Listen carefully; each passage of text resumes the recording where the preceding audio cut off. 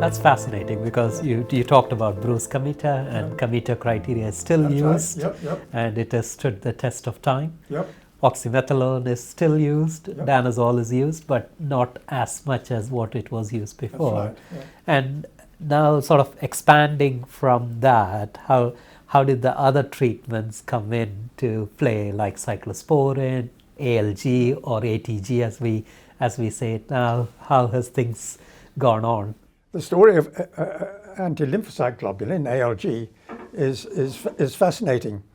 In France, a chap called Georges Mattei had been sent patients from Yugoslavia who had been exposed to high doses of radiation in almost a pilot study for Chernobyl, as a matter of fact.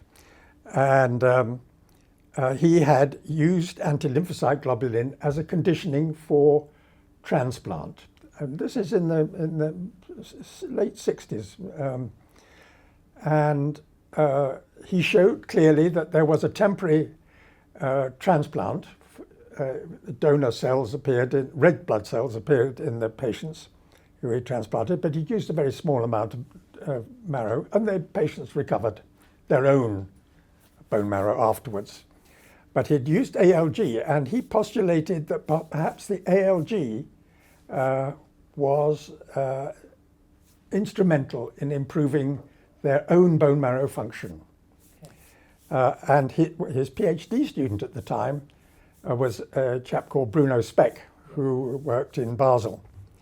And Bruno took up the idea that ALG was a good form of treatment for aplastic anemia, and that it indicated that aplastic anemia perhaps had an autoimmune basis. And that was the first That was really the first time that such things had been invented.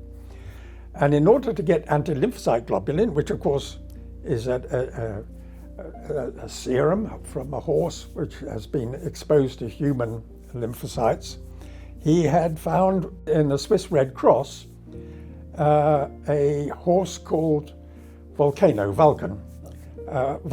yes, who was able to provide all the anti-lymphocyte serum for the treatment of patients with aplastic anemia, certainly throughout Europe. Yeah, for a period. For a period, a very big horse, and who actually died only a few years ago, 2-3 years ago, and we all used the anti-lymphocyte globulin. So that was another interesting line of treatment. There was anabolic steroids to stimulate the marrow, and the anti-lymphocyte globulin perhaps to inhibit the immune destruction. But that was all one had. Okay. And where did cyclosporin come in? Well, once transplantation became possible, the problems arose out of the process of transplantation.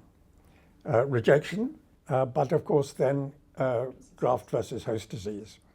And we had very limited forms of immunosuppression at that time, other than ALG, to be honest, and prednisone. Yeah. Also, support was awful. There was no antivirals at that time, and there was no antifungal treatment, limited bacterial treatment, and so on.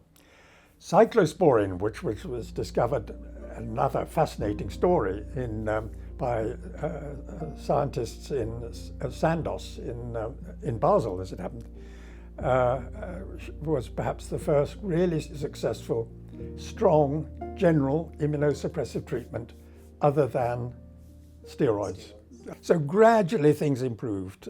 Support improved, blood transfusion, antibiotics, and so on, and the management of the complications of transplantation.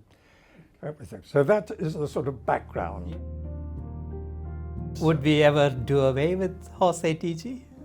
You think, say, maybe 40 years down the line? Well, jolly well should do. It's ridiculous. It's like black magic. You take the blood of a horse and a yam from Mexico and you give it to your patients and they get better.